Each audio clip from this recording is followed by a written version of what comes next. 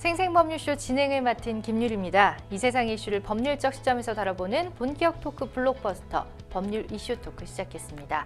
제 옆에는 전혜연 시사평론가 자리하셨습니다. 안녕하세요. 안녕하세요. 네, 자, 지금 이 방송은요 유튜브 통해서도 실시간으로 방송이 되고 있습니다. 많은 시청 부탁드리고요. 궁금하신 내용이나 함께 나누고 싶은 이야기들이 있으면 댓글창 열려 있으니까 언제든지 소통해 주시면 되겠습니다. 네, 법률 이슈 토크에서 나눠볼 이야기들 그럼 화면으로 먼저 만나볼까요? 벌써 1년, 이태원 참사는 현재 진행형. 서울 엄피스킨병 발생 일주일, 전국 확산 속도. 미일 거장 감독의 스크린 맞대결. 네, 어떤 이야기들일지 궁금한데요. 얼른 시작해 보도록 하겠습니다. 여러분은 지금 생생법률쇼를 시청하고 계십니다.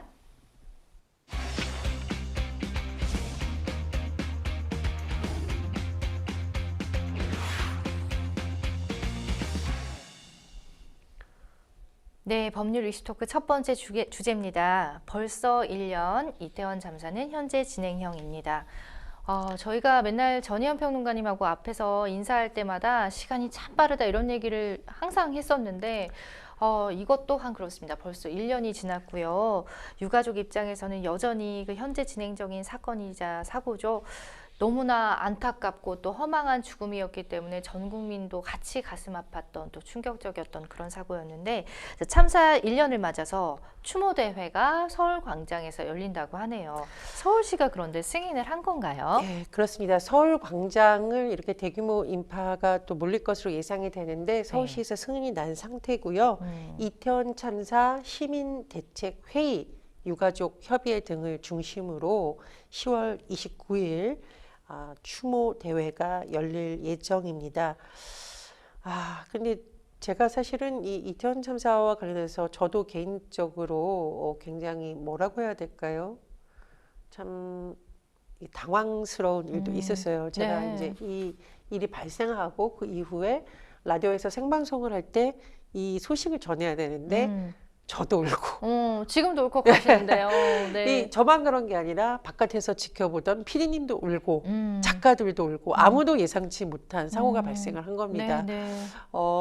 그런데도 불구하고 모든 사람들이 어떻게 방송 중에 울 수가 있어요란 말을 아무도 하지 않았습니다. 아마 모든 네. 국민들의 심정이 그렇지 않았을까 생각이 듭니다. 어쨌든 이 추모 대회를 계기로 우리가 이 아픈 문화 이 대회에 대해서 좀 성찰을 하고 가장 중요한 것은 다시는 이런 참사가 발생하지 않도록 우리는 무엇을 해야 되고 유가족들이 요구하고 있는 부분이 해결되지 않았다면 지금이라도 그 부분에 더 집중해야 된다 이런 생각이 듭니다. 그렇죠. 이렇게 전혜연 평론가님 비롯해서 지켜보는 이런 시민들, 국민들도 너무나도 가슴이 아팠는데 이렇게까지 아직 1년이 지났는데도 상처가 치유되지 않고 있는데 유가족과 시민단체 측은요. 1년이 흘렀음에도 아무도 책임지지 않았고 진상규명 역시 이루어지지 않았다. 이렇게 주장을 하고 있는 입장입니다. 너무 안타까워요. 예, 물론 그동안 어떤 노력이 아무것도 없었던 건 아니죠. 네. 경찰청 차원에서 조사도 있었고요. 또 일부 재판도 진행이 됐습니다.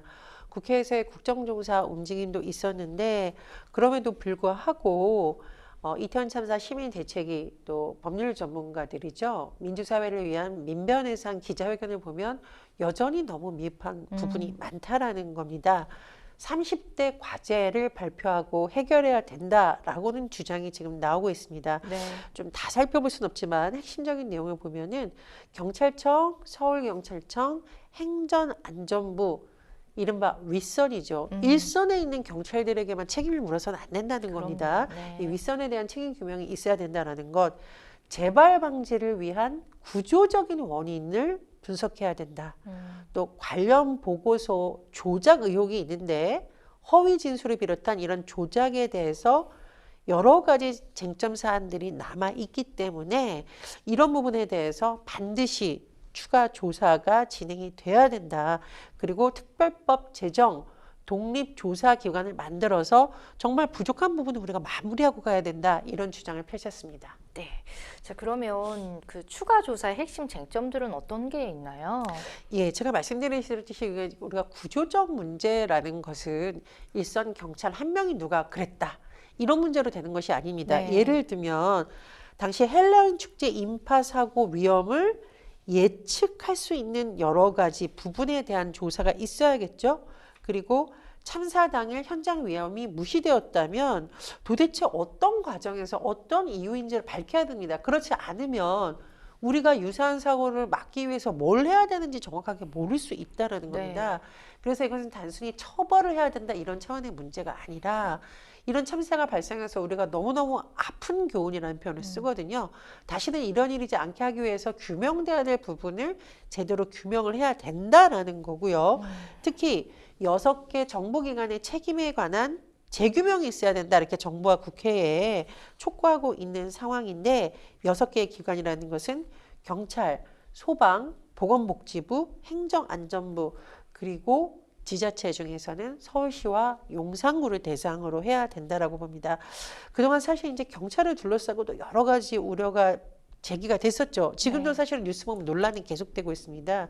그래서 이렇게 기자회견에 참석했던 민변 측 변호사나 유가족 협의회 입장을 좀 요약을 다시 한번 해보면 인파 우려 보고서와 관련돼서 지금 조작되었다라는 부분이 규명이 돼야 됩니다. 그래서 이 부분에 대해서 이게 혹시 참사가 발생한 이후에 조치가 미흡한 것을 은폐한 것이 아니냐라는 의혹이 제기되고 있기 때문에 밝혀져야 된다 이런 부분도 있고요.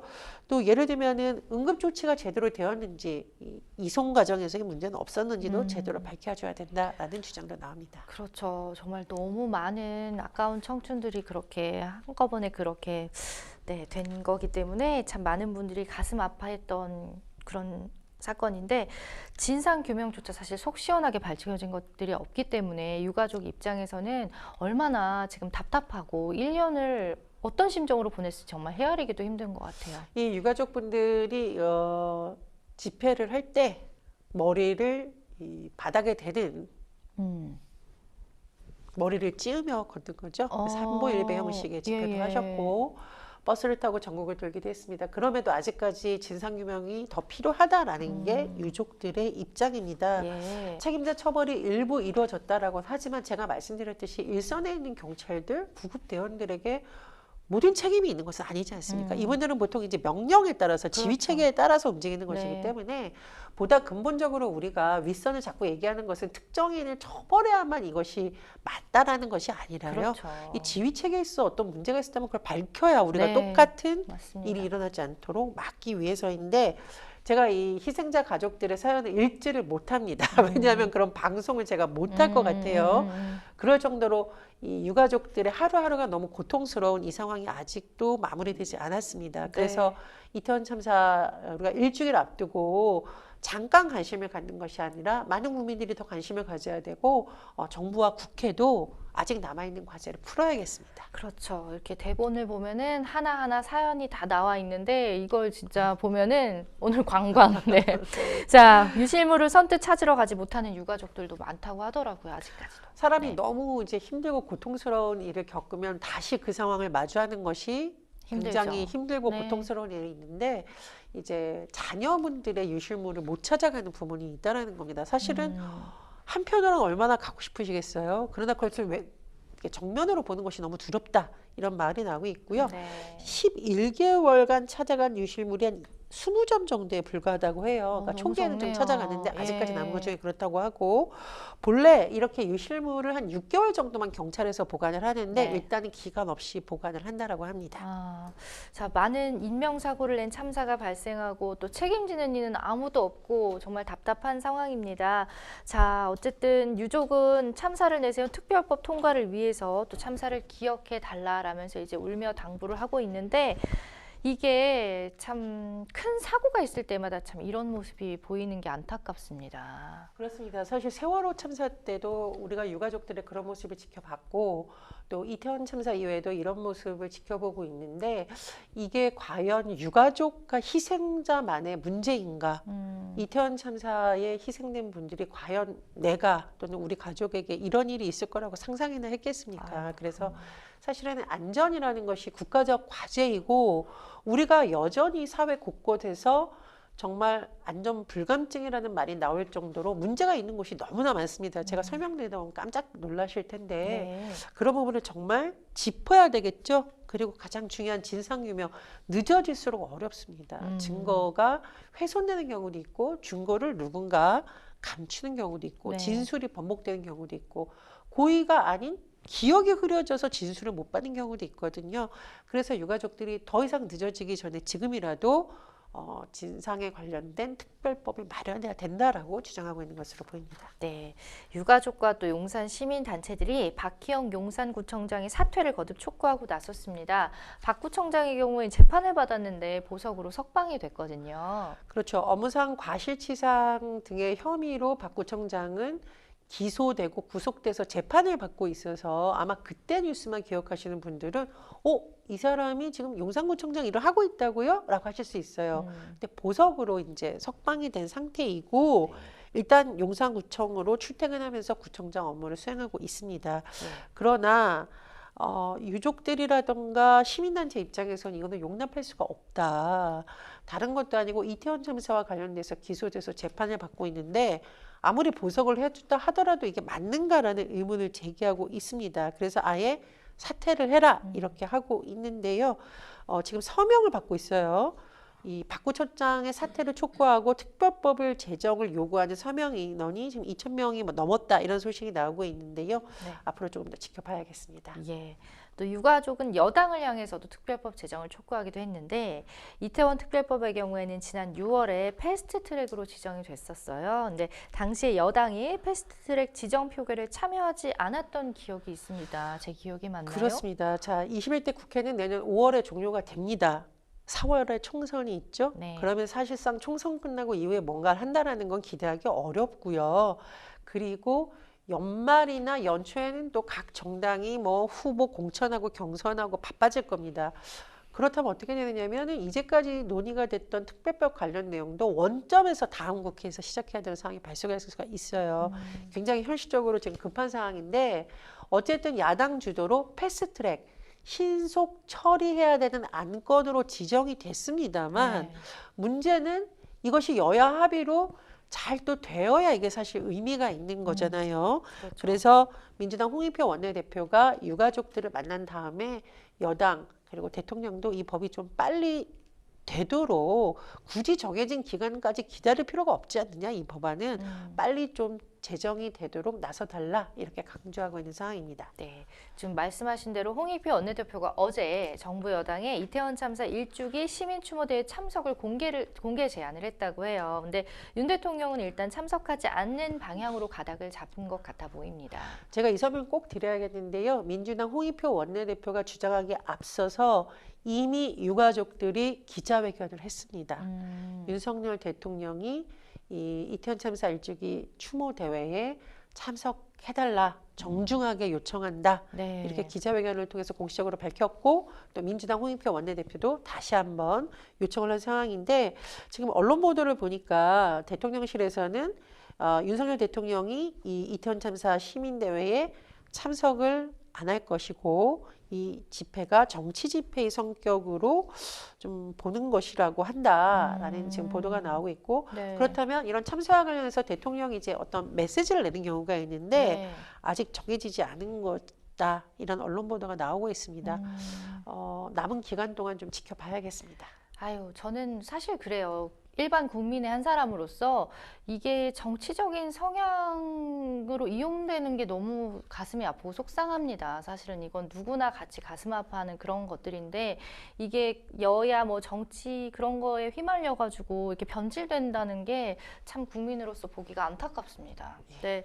자, 윤석열 대통령과 정부 여당도 만약에 참석을 한다면 이게 냉정하게 봤을 때 이게 국정 기조의 전환의 기회가 되지 않을까 이런 또 일각의 시선도 있는데 이 부분에 대해서는 어떻게 생각하시는지요? 저는 이 문제는 굉장히 중요한 문제라고 봅니다. 사실은 현 정부가 이념을 굉장히 강조하고 있는데 네. 강서구청장 보궐선거에서 여당이 패배한 이후로 여당 내에서도 이념 논쟁보다는 국민들의 민생 문제에 더 관심을 쏟아야 된다라는 지적은 이미 나오고 있죠. 국민의 안전에 관한 부분에 대해서 과연 여야가 있겠습니까? 그러니까요. 보수 진보가 네. 있겠고 이념과 무슨 상관인가요? 그리고 무엇보다 시민사회에서 요청하고 유가족들이 요청하고 야당에서도 공식적인 요청이 나온 상황에서 만약 윤석열 대통령이 이 추모대에 참석을 하고 정말 국민의 아픔에 내가 공감하고 앞으로 더 진상규명이 필요하다면 하겠다라는 저도 오히려 대통령에 대한 국민의 신뢰가 더 두터워질 거라고 봅니다. 그리고 유가족들의 마음이 완전히 아니더라도 일부분 좀 위로받을 수 있지 않을까 그런 생각이 드는데요. 네. 모르겠습니다. 대통령실에서 현재까지로는 참석을 안 한다는 메시지가 언론 보도로 나오고 있는데 아직까지 기간이 남았기 때문에 전향적으로 검토를 하면 어떨까 그런 생각이 듭니다. 네.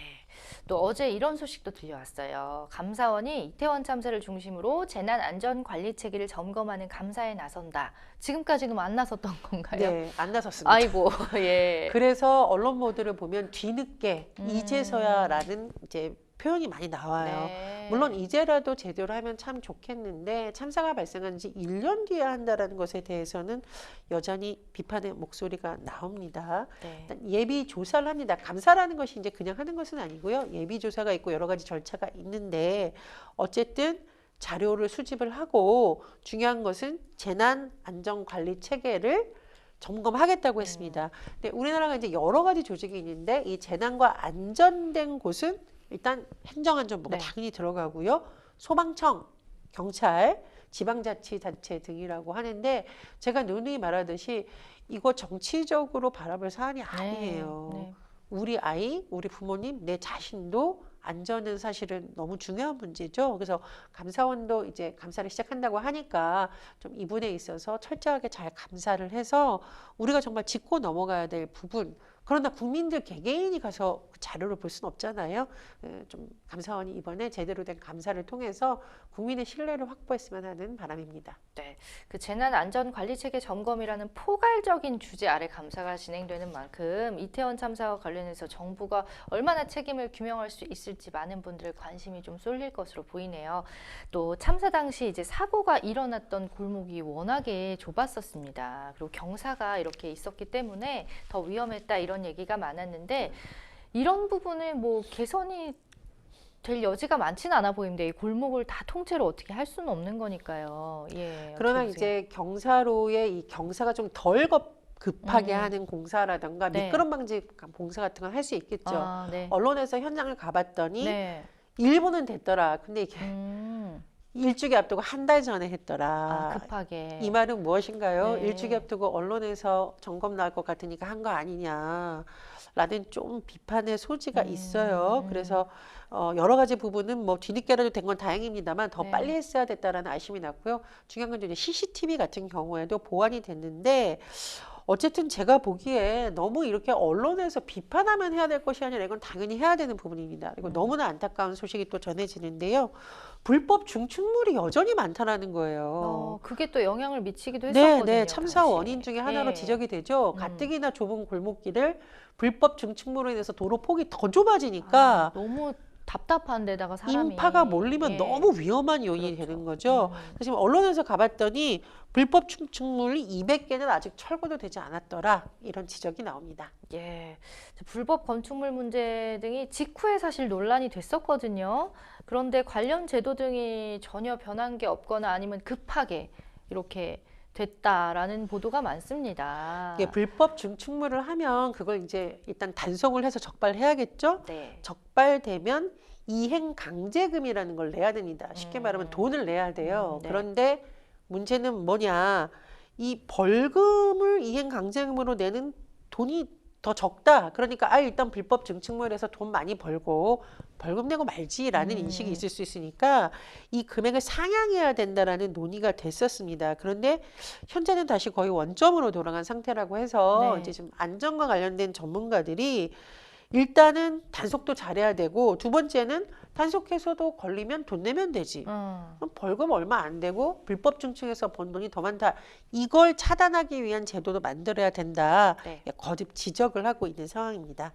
자, 좀 냉정하게 바라봐야 될 필요가 있어 보입니다. 이 안전과 관련해서 이태원 참사 이후에 사람이 대거 몰리는 곳이나 위험 요소가 많은 곳에 대한 안전의식이 좀 더 성숙해지나 이런 기대를 해봤는데 아닌 것 같은 게 올해 발생한 각종 안전사고가 작년에 비해서 오히려 늘어날 것으로 분석이 됐대요. 예, 물론 제가 이거 보기에는 이제 코로나19 방역이 좀 완화된 부분과도 영향이 있을 수 있기는 그럴 수 있겠죠, 합니다만 작년 대비니까. 어쨌든 민주당의 네. 홍기환 의원이 소방청에서 자료를 통해서 봤더니 올해 초부터 9월 말까지 전체 사고에 따라서 구조 건수를 봤더니 51만 4천 건에 이른다고 합니다. 매달 5만 7천 건이라고 하는데 뭐가 이렇게 많아 봤더니 인명가침과 관련된 구조 사건이 14,400건이 넘어요. 네. 인명가침이라는 것은 이제 목숨과 직결된 구조 건수로 보통 분류를 한다라고 하니까 아직도 굉장히 심각하다. 그리고 구조에 투입된 인원도 점점 늘어나더라. 이 말은 뭐죠? 사고도 많이 여전히 일어나고 소방 공무원들도 여전히 바빠야 되고 이런 상황입니다. 그리고 보행권이라는 말이 있습니다. 걸어 다닐 수 있는 권리. 네. 보행권이라는 건 뭐예요? 기본적으로 여러 가지 사고와도 연관이 다 되고 있는데 이 부분도 위협을 받고 있다라고 하는데 제가 말씀드렸듯이 이태원 참사 슬프다라고 넘어갈 문제가 아니잖아요. 우리가 아픈 교훈이라는 표현을 제가 썼는데 뭔가 나아져야 됩니다. 근데 자꾸 이렇게 곳곳에서 뭔가 별로 나아지지 않다라는 신호가 지금 잡히고 있어요. 그래서 저는 이태원 참사 일주기를 계기로 좀 우리 사회에서 안전에 대한 점검 그리고 우리가 그 부분에 대해서 조금 더 성찰하면서 다시 한번 들여다보고 고쳐야 되는 지점이 어딘지를 짚는 그런 기간이 됐으면 합니다. 그러니까요. 자, 안전 불감증이 만성화됐나 이런 우려도 있는데요. 우리 국민들도 같이 좀 관심을 가져야 될 부분인 것 같습니다. 작년에 이태원 참사 이후에 이태원 찾는 발길이 많이 줄면서 지역 상권의 어려움들도 여러 차례 사실 얘기가 나왔거든요. 이태원 지역 상인들의 매출 상황 여전히 어려운가요? 어떻게 보세요? 지금 언론 보도를 보면 일부 회복됐는데 지난해 그러니까 사고 발생하기 이전에 3분의 2 정도 수준이라고 합니다. 상인분들 좀 어렵다는 얘기가 많이 나온다고 하고요. 네. 그리고 상품권 왜 이제 이태원 지역에 발매를 하는데 1분기 매출을 봤더니 지난해 네. 동월 대비 소폭 상승을 했는데 다시 또 지난해 60에서 75%말 그대로 3분의 2 수준에 머물고 있고 주점 같은 곳이 상당히 타격이 많다라고 지금 나오고 있습니다. 네. 그리고 예전에는 사실 이태원 하면 드라마에 나오잖아요. 불금의 상징. 네. 젊은이들이 금요일 저녁에 많이 몰려오고 했었는데 네. 이런 이제 추세는 많이 떨어졌다. 주말에도 떨어졌다. 이런 보도가 나오고 있습니다. 그렇습니다. 자, 시간이 또 흐르고 또다시 헬로윈 데이가 돌아왔는데 주요 도심에 이제 또다시 몰리진 않을까 이런 걱정도 있고 막 홍대에서 모이자 막 이런 의견들도 있다고 하고 그래서 걱정입니다. 지금 예. 홍대에 약 7만 명 이상, 명동에 3만 명 이상이 몰릴 것으로 현재 예측이 된다라고 하는데 네. 그렇다 보니 지금 경찰, 소방 합동 총력 대응에 나선다고 합니다. 제가 보기에는 예전에 워낙 큰 참사가 있었기 때문에 예전보다는 아무래도 더 신경을 쓰겠죠. 네. 이제 그럼에도 불구하고 굉장히 주의가 필요할 것으로 보이고요. 또 CCTV나 이제 AR 통해서 위험 감지를 많이 강화한다라고 하는데 어쨌든 더 이상 이런 사고는 일어나지 않았으면 하는 바람입니다. 그렇죠. 그렇다고 젊은 청년들을 놀지 말고 집에만 있으라고 하기도 그렇고 또 한편으로 생각하면 이제 소방 당국이라든지 경찰관 분들도 너무 또 고생을 많이 하실 것 같아서 안타깝기도 하고 참 뭐가 맞는지 모르겠습니다. 네, 평범한 일상 속에 이제 계절은 돌아왔지만 한동안 이태원이라는 가장 아픈 이름으로 좀 기억될 것 같은 사건이었는데요. 자. 아무튼 아무도 책임지지 않는 참사 그리고 1년 오늘 좀 거기에 대해서 좀 무거운 주제로 얘기를 나눠봤습니다. 우리가 이태원 참사를 어떻게 기억하면 좋을까요? 우리가 성찰이라는 말을 쓰죠. 제가 보기에 성찰이라는 것은 즐거운 부분뿐만 아니라 아팠던 부분까지도 되돌아보면서 반성을 다짐했던 부분이 정말 고쳐지고 있는지 그리고 우리가 일상을 살아가면서 유가족들의 아픔을 은연중에 잊고 있는 건 아닌지 무엇보다 유가족들의 이 눈물을 닦아줘야 될 정부와 정치권은 역할을 제대로 하고 있는지 반드시 짚어보는 기회가 됐으면 하고요. 또 우리가 시민으로서 생각해 볼 지점이 있습니다. 이 유가족 협의회가 이 시민사회와 함께 좀 당부한 부분이 있어요. 27일부터 한 31일 정도까지 언론사, 네. 그다음에 포털 사이트 이런 기사에 댓글이 달리지 않게 해달라. 저는 근데 예. 이게 너무 마음이 아픈 것이 이 댓글로 인한 혐오, 증오, 조롱 때문에 유가족들이 네네. 받는 고통이 너무 크다라는 겁니다. 사실 그런 거 안 쓰면 돼요. 근데 네. 쓰는 사람이 있으니까 아예 댓글을 그 기간만이라도 네. 못하게 해달라라는 네. 거예요. 네. 이태원 참사 관련한 기사를 좀 더 성숙한 시민으로서 우리가 유가족의 아픔에 공감하고 제가 말씀드렸듯이 제도적 측면에도 많은 관심을 가졌으면 합니다. 네, 맞습니다. 어쨌든 뭐 여러 가지로 뭐 조롱 얘기 아까 나왔었는데 뭐 놀러 가서 그런 건데 이런 막 그런 댓글들도 저도 막 봤는데 너무 가슴이 아프더라고요. 뭐 놀러를 갔든 또 일을 하러 갔던 국민의 안전과 생명을 지키는 것 또한 또 국가의 책임이 아닐까 싶고 우리 국민들도 계속해서 좀 안전에 대해서도 신경 쓰고 따뜻한 마음으로 좀 지켜봤으면 하는 바람입니다. 자, 여러분은 지금 생생 법률쇼와 함께하고 계십니다.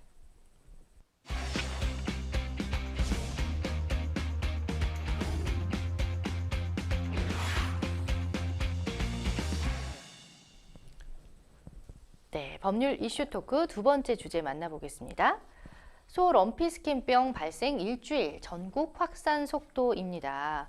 소에 발병하는 바이러스성 감염법인 럼피스킨병이 전국에 빠르게 확산을 하고 있는데 얼마나 퍼진 것으로 지금 파악이 됐나요? 일단 26일 오전 8시 기준 발표를 봤더니 럼피스킨병 확진 사례 38건이라고 합니다.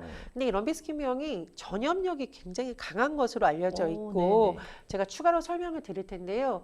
이게 발생 최초 지역부터 먼 지역에도 지금 확진 사례가 나오고 있기 때문에 방역 당국에서 굉장히 긴장하면서 또 대책을 마련하고 있는 상황입니다. 그렇군요. 어쨌든 뭐 발병이 되게 빠르게 확산이 된다, 전염병이 강하다라는 거는 전국 축산 농장에 정말 비상이 걸렸다라고 봐야 될 텐데 이름이 다소 생소합니다. 소럼피스킨병 어떤 질병인가요? 스킨, 피부죠. 네. 이 럼피란 건 울퉁불퉁한 겁니다. 그러니까 바이러스에 의해서 전파되는 병으로 알려져 있는데 소가 감염이 되면 이런 현상이 나타난다고 해서 붙여진 거고요. 네. 2020년을 기점으로 예를 들면 아시아 이런 중국에서 많이 좀 유행이 확산된 것으로 알려지고 있습니다.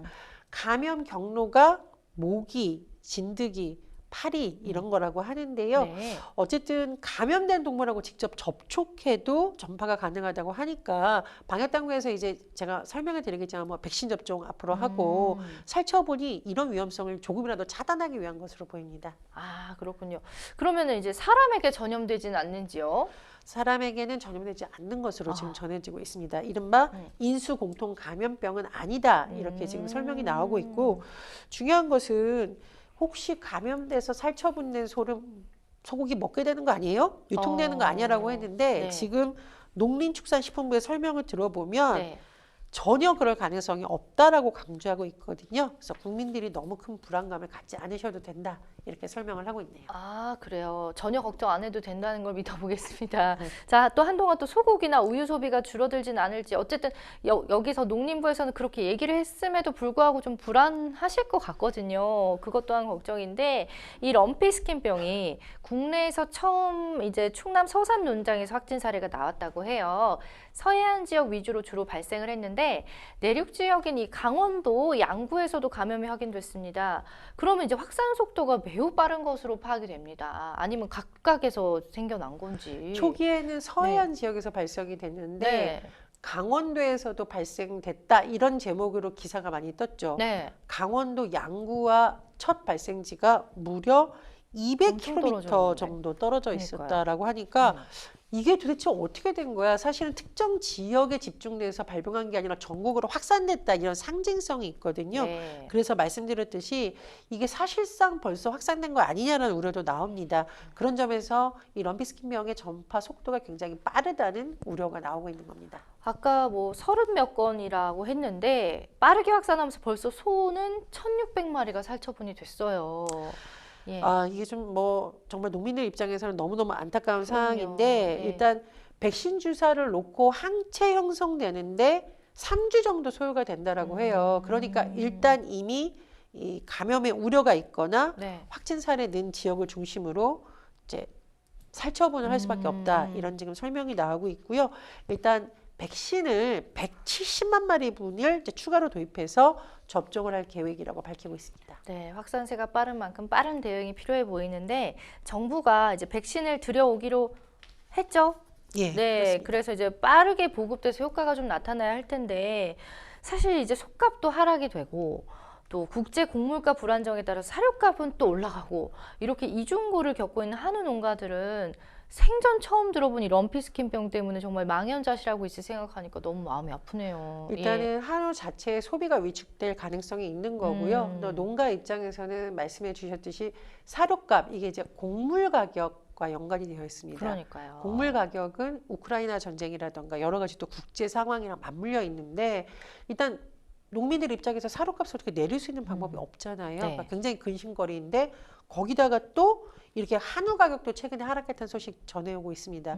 또 이 럼피스병 같이 막 삼중고가 겹친 거죠. 굉장히 힘들어하신다고 하고 제가 예전에 이 가축전염병 관련한 현장을 취재를 간 적이 있거든요. 네. 농민분들이 울어요. 이분들에게 소는 그냥 가축이 아니라 자식과 같죠. 자식처럼 키운다라고 그럼요. 하거든요. 그래서 네. 굉장히 지금 농민들이 어려운 상황입니다. 이처럼 이제 국내에서 구제역이라든지 또 럼피스킨병 이렇게 가축 전염병이 이어지고 있는 상황인데 검역이나 방역 인력은 턱없이 부족한 실정이라고 합니다. 이내 이 얘기를 제가 사실 몇 년 전에도 했거든요. 예. 그러니까 이 이유가 뭐냐면 아마 이 일이 굉장히 힘들다 보니 정원을 다 못 채우는 게 아닌가 이런 추측이 되는데요. 농림축산검역본부가 최근에 국회에 제출한 자료를 봤더니 수의 영구직 정원 중에 6.0% 133명 중 8명을 구하지 못했다라고 합니다. 네. 그런데 뭐 그게 뭐 문제야라고 생각을 하는데요. 사실 이 인원도 적은 인원이에요. 근데 그나마도 정원을 다 못 채우고 있다라는 거고요. 네. 그럼 어떻게 될까요? 여기에 있는 사람들의 업무 강도는 더 높아질 수밖에 없습니다. 이런 부분에서 계속 우려가 제기되고 있고요. 또 방역본부에서도 지금 퇴사가 이어지고 있다. 그나마 어렵게 뽑았는데 사람도 없는데 퇴사까지. 왜냐? 예. 너무 업무가 힘들고 심지어 일부 곳에서는 샤워실이 없다라고 해요. 근데 아니 샤워실이 왜? 라고 하는데 이 방역본부들이 축산농가 방문하잖아요. 네. 그러면 굉장히 감염병에 노출될 수가 있습니다. 그렇죠. 아무리 방역복을. 네. 그러니까 이제 옷을 갈아입을 때 샤워를 해야 되는데 네. 그게 안 된다라는 건 굉장히 문제가 있는 거고 또 사실 이제 가축 분뇨 이런 것에 노출될 가능성도 있는데 너무 환경도 열악하고 인력도 부족하다는 지적이 나오고 있기 때문에 정부에서도 이런 부분에 예산이나 인력 지원 문제는 좀 꼼꼼히 살펴봐야겠죠. 그렇죠. 그런 리스크를 жил머지기에는 또 가정이 있을 수도 있고 내 자신도 소중하기 때문에 되게 간단하거든요. 이렇게 인력이 부족하면 그만큼 투자를 많이 하면 돈을 많이 이렇게 쓰면 또 사람이 몰릴 수도 있고 그런 건데 네, 쉽지 그리고 않나 이분들이 봅니다. 스트레스 굉장히 많아요. 아, 제가 예전에 취재 현장 갔다고 하는데 네. 보는 저도 스트레스를 받습니다. 근데 뭐 살처분 관련된 부분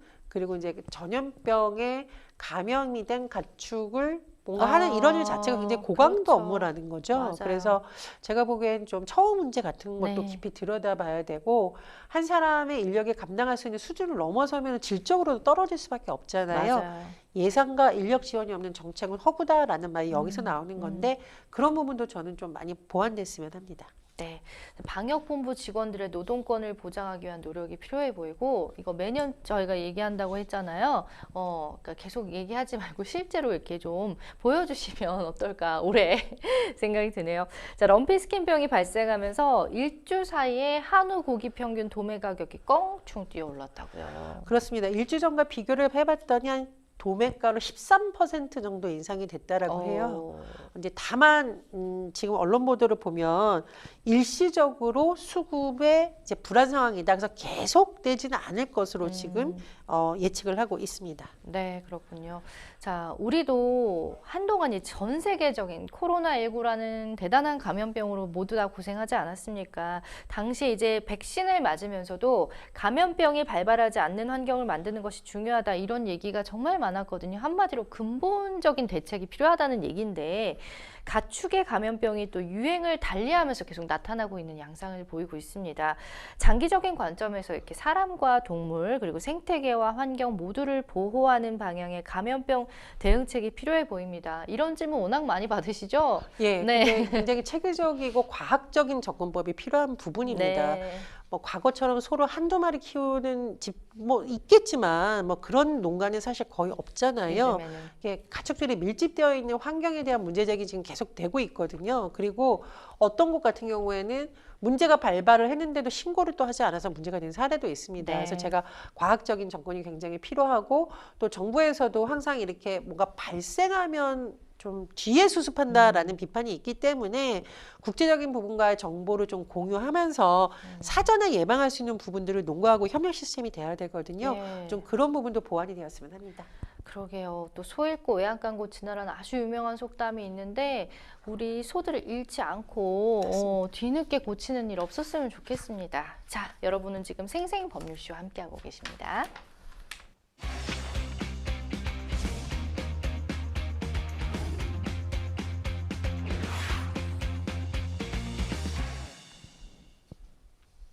네, 법률 이슈 토크. 이번에는 미일 거장 감독들의 스크린 맞대결에 관한 이야기를 나눠보겠습니다. 또 오랜만에 또 문화에 관련된 얘기를 어두운 얘기만 하다가 네, 평론가님 혹시 애니메이션 좋아하세요? 매우 매우 좋아합니다. 진짜요? 어떤 거 좋아하세요? 어떤 작품? 이웃집 토토로를 제 인생 작품으로 꼽을 정도로 너무 귀여우시다. 잘 어울려요. 좋아합니다. 네. 사실 이웃집 토토로 보면은 좀 마음의 위안을 얻게 되죠. 맞아요. 그 토토로와 네. 그 두 아이의 우정이 너무 아름답고 귀엽잖아요. 네. 그리고 상상 속에서 우리가 한번 생각했던 그 고양이 버스 같은 거 너무 어. 기발하고 비가 왔을 네. 때 큰 그 식물 잎을 따서 우산처럼 이렇게 네. 서로 씌워주는 모습 너무 마음이 흐뭇해서 제가 맞아요. 굉장히 오래전에 이 영화를 봤는데도 음. 가끔 마음이 울적할 때는 이제 유튜브 같은 거 보면은 왜 이제 주제곡 같은 거 이제 다 네. 마음이 되어 정화가 있죠? 됩니다. 그거 마음이 정화가 OST. 되어 있는데 맞아요. 다만 최근에 이제 그 관련 상품을 살려다가 실패해서 아, 굿즈를? 네. 진짜 많이 하신가 보다. 아니요, 이제, 네. 이제 많이 사진 않습니다. 네. 근데 누가 이제 사주기로 했는데 이제 잘 안 됐더라고요. 아. 마음의 상처를 좀 입은 어쨌든 그 정도로 팬입니다. 그러니까요. 진짜 팬이신 걸 인증했고 일단은 애니메이션이라고 하면은 만화라고 생각해서 아이들을 위한 거라고 생각할 수도 있지만 어쨌든 어른들도 이렇게 좋아하는 분들이 많고 저 또한 저는 그 하울의 움직이는 성을 너무 좋아하거든요. 네. 아무튼 애니메이션이 근데 보통 디즈니파 혹은 지브리파 이렇게 나뉘더라고요. 저는 사실 디즈니도 너무 좋아하거든요. 네, 어쨌든 지브리의 아버지라고 불리는 미야자키 하야오 감독의 새 작품이 이제 드디어 개봉을 했습니다. 지브리 만화 이제 좋아하는 작품 또 있으신지 토토로 외에 너무 많잖아요. 저는 생과 치히로 행방불명 아, 꼽습니다. 그 생과 치히로의 그 성장일기 같은 네. 느낌이 들고요. 거기에 왜 굉장히 기괴한 모습을 한 여러 가오나 씨? 가지 네. 나오는데 가오나 씨를 사람들이 무서워하는 게 아니라 굉장히 귀여워하더라고요. 네. 그리고 이제 가오나 씨가 굉장히 기형적으로 커지는 게 사실은 알고 보니까 오염된 강을 맞아요. 상징을 하죠. 맞아요. 그래서 그런 자연 환경을 가오나 씨라는 인물로 표현했다는 것도 너무 재밌고 그 강, 용, 뭐 이런 네. 상징을 가진 또 인물들이 등장을 하죠. 그런 부분도 있기 때문에 굉장히 좋아합니다. 와, 정말 근데 미야자키 하야오 감독은 상상력이 생각 이상인 것 같아요. 고차원, 뭐 4차원 그 이상인 것 같다는 생각이 들어요. 정말 가오나 씨도 괴물인 줄 알았는데 알고 보니까 이제 우리가 환경 그런 걸 막 먹어서 오염을 먹어서 그렇게 거대해졌고 괴물이 된 것이고 막 여러 가지 저도 인상 깊게 봤습니다.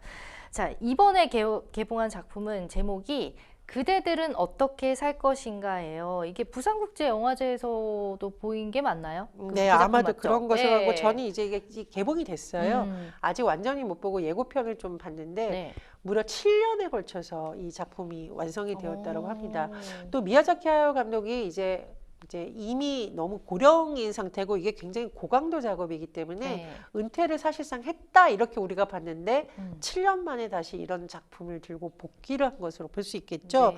근데 제가 보니까 뭐 평은 조금 엇갈리는 것 같습니다. 너무 완벽한 작품이라는 평가도 있고 너무 난해하다 뭐 이런 평가도 있어요. 욕심이 많이 들어갔을까요? 어쨌든 보니까 이 상황도 이제 미야자키 하야오를 보면은 왜 위로 어려운 상황에 있는 어린이를 통한 어떤 접점 이런 게 많이 맞아요. 나오잖아요. 네. 여기에서도 2차 세계대전 이후에 어머니를 잃고 자라는 소년 그리고 그 소년과 연결되는 가상의 세계가 많이 등장을 하는데 음악도 빠질 수가 없습니다. 히사이시 조가 음악을 맡았다고 하죠. 아마 네. 그런 부분이 더 이 작품에 대한 기대를 높여주는 요소인 것 같아요. 그러니까요. 이 작품뿐만 아니라 OST도 굉장히 많은 사랑을 받고 있는데 두 분이 약간 콤비 같아요. 미야자키 하야오 감독과 히사이시 조. 네, 이번에도 또 기대를 해보겠습니다. 어쨌든 82세세요. 지금 이 감독이. 네. 굉장합니다. 어쨌든 다시 돌풍을 일으킬지 관심을 가져보겠고요. 우리 국내에도 저희를 포함 지브리의 팬들이 굉장히 많은데 사전 예매량만 지금 그대들은 어떻게 살 것인가가 30만 명을 넘겼다고 해요. 예, 말씀하신 수치는 25일 오전 9시 정도의 기준이라고 하고요. 네. 예매뿐만 아니라 현장 발매까지 생각을 해보면 굉장히 히트작이라고 볼 수 있겠습니다. 일본에서는 지난 7월 이미 공개가 됐었는데 지금 매출액이 우리나라 돈으로 약 754억이라고 해요. 제가 말씀드렸듯이 관객평을 보니까 너무 재밌다, 너무 좋다, 위안받았다, 역시 미야자키 하야오다 이런 평도 있고 글쎄 뭘 말하는 건지는 한 번 더 봐야 될 것 네. 같아요. 이런 평가도 있습니다. 확실히 이 평을 보니까 어렵긴 어려울 것 같아요. 제목 자체가 그대들은 어떻게 살 것인가 굉장히 그러니까요. 질문 자체가 심오하잖아요. 이웃집 토토로 이런 거하고 제목도 좀 다르죠. 너무 달라서 네. 저도 이렇게 잘 볼 수 있을지 한번 지켜보도록 하겠습니다. 미야자키 하야오 감독이 아까 얘기했듯이 82세, 1941년생이세요. 자, 그 나이에도 불구하고 현역에 있다라는 점이 참 놀라운데 여전히 그 아이디어가 막 떠오르시나 봐요. 네. 그러니까요. 사실 저는 벼랑 위에 포뇨가 개봉됐을 때 그때도 사실은 미야자키 하야오 감독이 젊지는 않았습니다.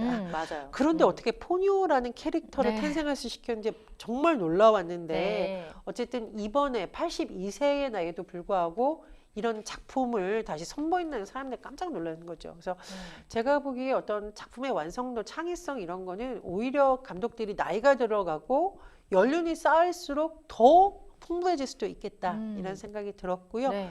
이 제작사에 따르면 매일 새로운 아이디어를 갖고 출근하는 중이다. 야. 제가 보기에 젊은 직원들이 상당히 좀 좋은 자극을 받지 않았을까라는 네. 생각이 들기도 그러니까 합니다. 감독님이 매일매일 그렇게 출근을 하시면 좀 부담될 것 같기도 하고요. 젊은 직원 입장에서. 그럴 수도 있고 와 네, 자극이 될 수도 있고. 내가 저 나이까지도 계속 일을 할 수도 있겠다라는 생각을 동기부여가 하게 되겠죠. 될 동기부여가 될 수도 있겠죠. 그러니까 네. 생각하기 나름인데 어쨌든 아까도 얘기했지만 은퇴설이 있으셨어요, 이분이. 그런데 본인 입으로 또 얘기한 적은 없으시거든요. 그죠? 그러니까 나이는 정말 숫자에 불과하다는 걸 제대로 또 입증해 주시는 것 같습니다. 자, 그런가 하면 지난주 미국의 대표적인 거장 감독이죠. 마틴 스콜세이지의 신작인 플라워 킬링 문이 개봉을 해서 이제 상영 중인데 이번에도 레오나르도 디카프리오와 만났어요. 뮤즈 남자 배우긴 하지만 그렇게 봐야 될까요? 네. 페르소나라고 하죠. 페르소나. 네, 감독이 말하고자 하는 네. 또 다른 얼굴처럼 네. 그 작품을 잘 표현하는 배우 음. 레오나르도 디카프리오고 그리고 마틴 스콜세이지 감독을 네. 우리가 거장이라고 부르는 것은 미국 사회의 어두운 이면, 폭력의 역사 이런 것을 너무 작품으로 잘 표현했다라는 극찬이 지금 쏟아지고 있습니다. 마틴 스콜세이지 하면 봉준호 감독 떠올리시는 분들 있을 거예요. 네. 오스카에서 기생충으로 작품상 받았을 때 수상을 말하면서 네. 대학 때 읽었던 책 가장 개인적인 것이 창의적인 것이다. 누구 거냐면요. 바로 마틴 스콜세이지 감독에 대한 맞아요. 헌정사를 기억나요. 또 발표했을 네네. 때 참 왜 이 마틴 스콜세이지도 이렇게 빙긋 감격스러운 듯 웃는 모습이 또 공개가 훈훈했어요. 돼서 네. 예 어쨌든 거장이 다시 돌아왔습니다. 플라워 킬링 문 이게 지금 이제 미국을 배경으로 하고 있는데 미국의 가장 추악한 모습을 그대로 드러냈다라는 평가도 나오고 있거든요. 네. 이게 일종의 범죄를 다루고 있는데 인디언 원주민에게 벌어지는 범죄입니다. 조금 짐작이 되시죠? 잔인할 것 같네요. 예, 좀 어두운 주제이지만 그럼에도 불구하고 미국이 과거에 이런 원주민들을 어떻게 대했는가 그리고 그 과정에서 개인이 얼마나 폭력적으로 희생되는가를 잘 다룬 작품이라는 평가가 나옵니다. 그러게요. 어쨌든 이런 부분에 대해서 또 어떤 식으로 다뤘을지도 궁금해집니다. 작품을 발표할 때마다 정말 그야말로 걸작이다 이런 얘기를 듣는 감독이지만 특히 이번 플라워 킬링 문 같은 경우는 역대급이라는 소문이 자자하더라고요. 자, 원주민에게 생긴 끔찍한 사건들 역사를 다룬 영화는 사실 그간 많긴 했어요. 근데 그럼에도 불구하고 플라워 킬링 문만이 가진 특별한 또 그런 이유가 있을 것 같아요. 마틴 스콜세이지 감독이 또 어떤 식으로 다뤘을까? 예. 이 영화를 보는 사람들이 충격을 받는 이유는 영화의 작품성이 훌륭하기도 하고 소재가 좀 무겁죠. 그런데 이게 실화라는 점 때문에 네. 더 많은 관객들이 깜짝 놀라기도 하고 성찰하고 반성하게 되는 것으로 보입니다. 네. 논픽션 작가 데이비드 그랜이 2017년 내놓은 플라워 문 원작으로 하고 있고 이 원작의 실화를 바탕으로 한다라는 거죠. 네. 1921년에 굉장히 큰 일이 있었어요. 백인 우월주의자들에 의해서 흑인들이 학살을 당하는 사건이 있었는데 네. 통계로는 희생자가 36명이라고 하지만 실제로는 뭐 300명의 흑인이 사망했다라는 것으로 추정된다는 보도도 나오니까요. 왜 도대체 이런 일이 일어났으며 역사 속에서 이 일을 어떻게 바라보고 있는지를 굉장히 잘 조명했다라고 합니다. 네. 사실은 우리가 미국의 어떤 개척 이런 것을 굉장히 높이 삽니다만 그 이면에는 개척 과정에서 희생당한 사람들도 있겠죠. 그렇죠. 원주민들 같은 그렇습니다. 경우에. 아마 네. 그런 부분을 잘 짚었기 때문에 야 역시 거장이다라는 평가를 받고 있는 것으로 보입니다. 네. 자, 마틴 스콜세이지의 참회록이라고 불리는 또 이유가 있을 것 같은데 기대를 해보겠고요. 마틴 감독 같은 경우는 1942년생, 미야자키 하야오 감독보다 한 살이 어려요. 맞죠? 네. 자, 팔순을 넘긴 나이에도 영혼의 동반자라고 불리는 로버트 드니로 그리고 레오나르도 디카프리오와 여전히 친구처럼 영화 얘기를 굉장히 많이 나눈다고 하는데 작품이 끝나면 정말 쉬지 않고 계속해서 차기작을 생각하고 구상을 한다고 합니다. 여러분이 이제 열정이 대단해요. 레오나르도 디카프리오 하면 과거에 너무 잘생긴 미소년 꽃미남, 네. 배우로만 생각을 하는데 네. 사실은 레오나르도 디카프리오는 나이가 들어갈수록 연기가 메소드 연기다 이런 평가를 받고 있습니다. 얼굴에 가려졌어요, 연기력이. 그죠? 너무 연기 잘하는 배우인데. 그래서 어쨌든 이번 영화에서 네. 굉장히 뭐 열연을 했다라고 평가를 받고 있고요. 또 한 사람 로버트 드니로 네. 물론 뭐 이미 연기력에서 정평이 나 있는데 이번 영화를 통해서 어떤 예측이 나오고 있느냐. 아카데미 남우주연상을 로버트 드니로가 이 작품으로 받을 것 같다라는 것도 나오고 있다라고 합니다. 네. 근데 이 영화가 제가 보니까 우리나라에서 그렇게 많은 관객들이 보진 않았더라고요. 왜냐? 제가 보기엔 영화의 그 상영 시간도 좀 영향이 있는 것 같아요. 예, 3시간 정도라고 합니다. 3시간이나 해요. 그런데다가 이제 주제가 조금 무겁다 보니까 그렇죠, 아마 맞아요. 좀 기분 전환용으로 가벼운 영화를 보고 싶은 관객들의 입장에서는 조금 선택이 적은 것으로 보이지 않나 싶습니다. 근데 네. 말씀을 해주셨듯이 네네. 레오나르도 디카프리오가 배우이기도 하지만 제작사로 이제 참여했다라는 소식도 전해지고 있는데요. 저는 정말 깜짝 놀랐는데 81세에 이런 영화를 만들었고 또 차기작을 준비하고 있다라는 소식이 사실 저 같은 영화팬으로서 너무 반가워요. 네, 그러니까요. 반갑고 가끔 그런 생각을 합니다. 우리도 사실은 몸을 많이 쓰는 것보다 이제 창의력과 통찰력이 필요한 직업인데 네. 저도 80세, 81세 때 같이 법률 방송을 하고 있다라면 시청자들이 좋아하실지는 모르겠습니다만 좋아하는 평론가와 또 우리 진행자가 되기 위해서 네. 노력하면 가능할 수도 있겠다 이런 좀 엉뚱한 가능합니다. 상상도 했습니다. 엉뚱하지 않아요. 우리 할 수 있습니다. 네.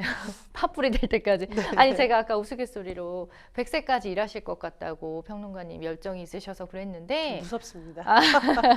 열정이 있으신 분들은 그렇게 또 많은 분들에게 영감도 주고 젊은이들에게도 또 동기부여가 돼주시는 것 같아요. 자, 어쨌든 근데 안타까운 게 왜 심오한 작품들 대중성이 없을까요? 작품성 있는 작품들은 물론 네. 이제 봉준호 감독이 극찬을 받는 이유는 네. 대중성과 작품성을 다 잡아서 다시 네. 다 잡아서라고 하는데 모든 감독들이 그런 건 아닌 것 같습니다. 뭐 네. 예전에 우스갯소리로 프랑스 영화제에서 상 받은 영화는 보면 이해 못한다라는 말이 너무 있었는데 심오하다. 네. 이게 뭐 작품성은 뛰어나지만 대중적으로는 가끔 또 그렇게 많은 사랑을 받지 못하는 상황은 있죠. 네. 근데 어쨌든 스콜세이지 감독이 뭐 데이비드 그랜의 올해 신작을 주제로 또 모험가라는 영화를 또 만들고 있다. 벌써 준비하고 있다라고 벌써, 하는데 벌써 저는 나와 정말 이제 준비하고 깜짝 있어요. 놀랐고 뭐 영화팬으로서 존경의 박수를 보냅니다. 그렇습니다. 어쨌든 미국과 일본 두 거장 감독의 작품이 또 동시에 극장에 걸렸다는 것만으로도 영화 팬들에게는 정말 행복한 일이 아닐까라는 생각을 하게 되는데요. 자, 늘 꾸준히 하면 어느새 거장이 되고 어느 정도의 반열에 오른 후에도 새로운 작품을 내놓는 거장 감독을 보면서 정말 반성해요. 저는 애기예요, 애기. 더 열심히 살아야겠다. 이런 생각을 하게 됩니다. 자, 생생법률쇼 어느새 마칠 시간인데요. 오늘 함께해 주신 전희연 평론가님 고맙습니다. 감사합니다. 네, 저희 방송 끝나더라도 생생법률 상담 접수는 계속됩니다. 법률적으로 궁금한 내용 있으신 분들은 아래 자막 나가는 곳으로 전화 또 사연, 이메일 보내주시면 저희가 상담 접수 후에 변호사님들과 함께 무료 상담 도와드리도록 하겠습니다. 네, 오늘 준비한 내용은 여기까지입니다. 여러분 시청해 주셔서 고맙습니다.